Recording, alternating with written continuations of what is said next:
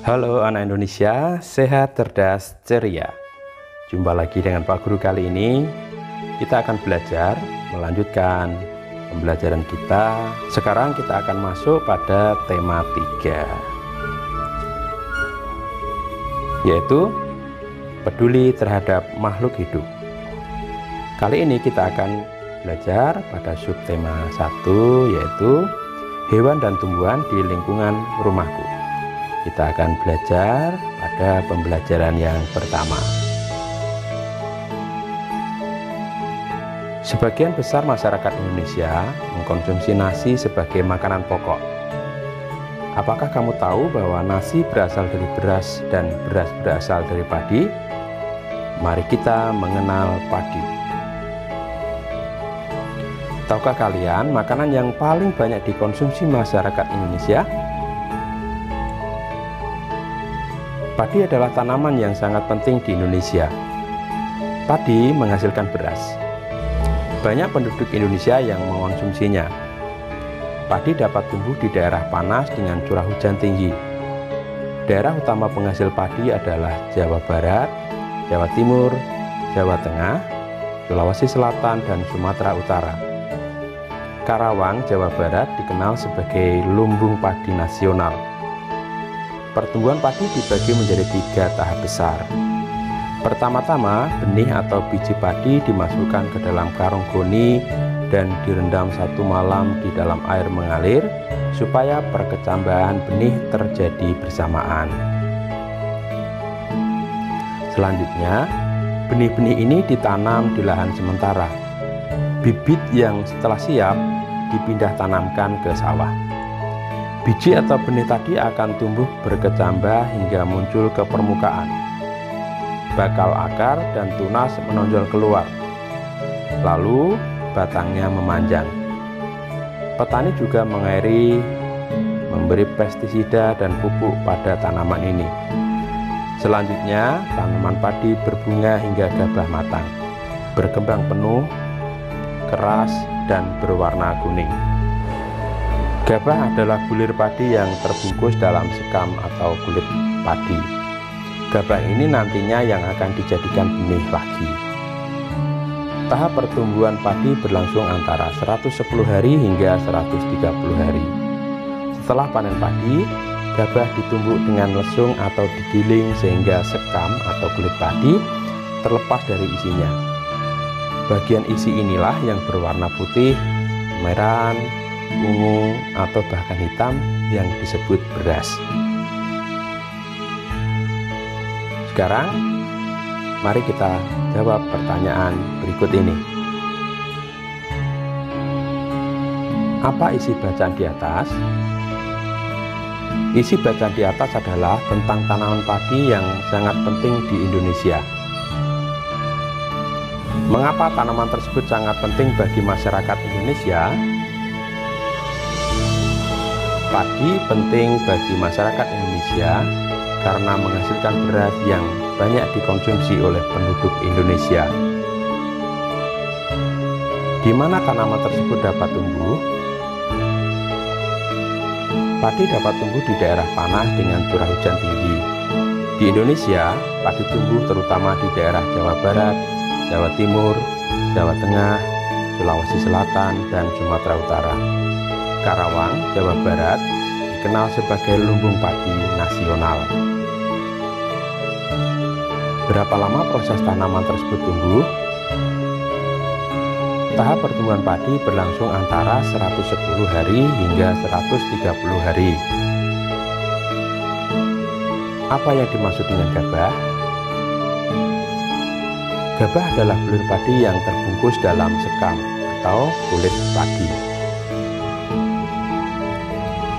Indonesia memiliki beragam tumbuhan yang dapat dimanfaatkan sebagai makanan pokok.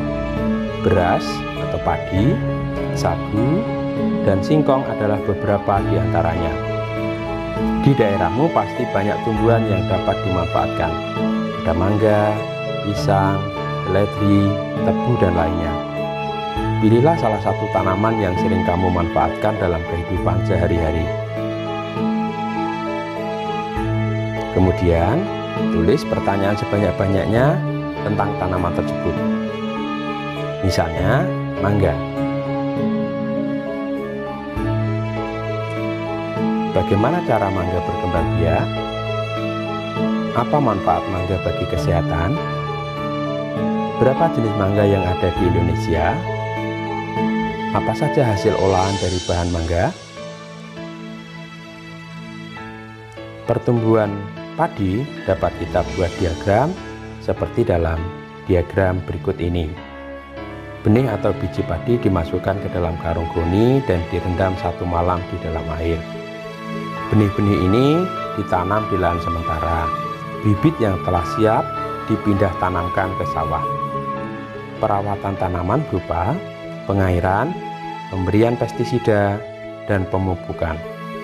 Tahap pertumbuhan padi berlangsung antara 110 hari hingga 130 hari. Berikut ini adalah beberapa cara untuk mempertahankan padi tetap dapat dinikmati masyarakat Indonesia. Yang pertama, menjaga bibit agar dapat ditanam kembali. 2. Menjaga lahan pertanian, jangan sampai lahan digunakan untuk kebutuhan lainnya, misalnya dijadikan untuk mendirikan bangunan. Ketiga, menjaga kebersihan lingkungan sekitar. Sampah akan menyebabkan banjir. Apabila terjadi banjir, maka tanaman padi tidak akan tumbuh. 4. Saluran air dijaga agar tetap mengalir. 5. Penggunaan beras yang tidak berlebihan. Jumlah penduduk yang meningkat akan meningkatkan kebutuhan yang besar terhadap padi. Penggunaan beras sesuai kebutuhan akan sangat membantu.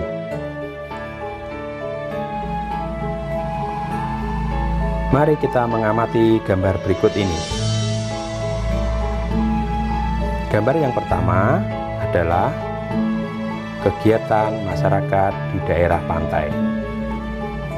Gambar yang kedua adalah kenampakan alam di daerah pegunungan.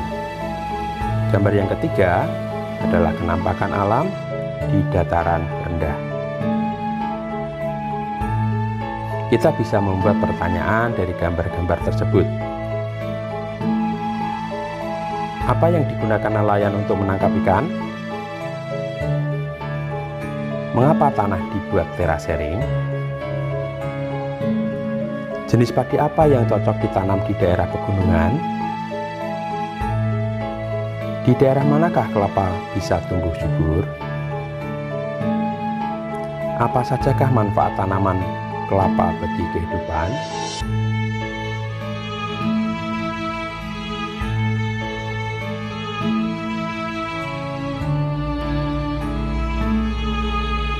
Pantai.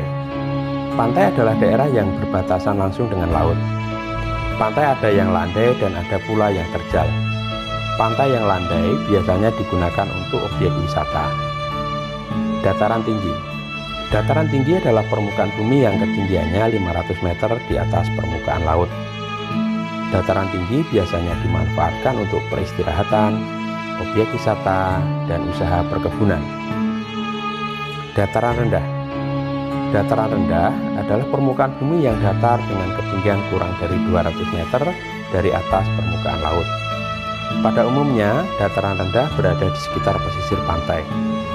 Dataran rendah banyak digunakan untuk berbagai keperluan, di antaranya pertanian, peternakan, perumahan, dan industri, serta beberapa jenis kegiatan perkebunan seperti perkebunan kelapa dan tebu. Kita bisa mengisi tabel berikut ini dari bacaan yang sudah kita baca.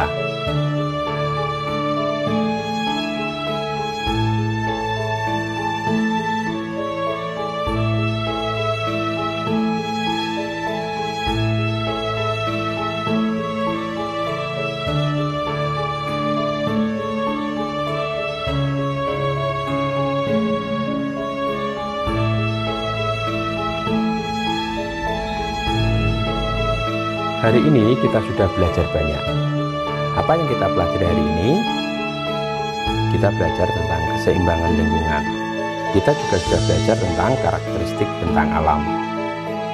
Kita juga belajar sumber daya alam dan pemanfaatannya, dan kita juga belajar bagaimana membuat pertanyaan.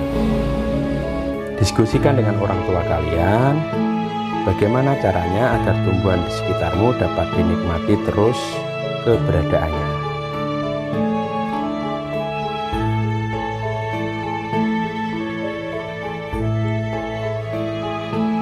Sampai di sini perjumpaan kita kali ini. Semoga bermanfaat. Salam sehat dan sampai jumpa.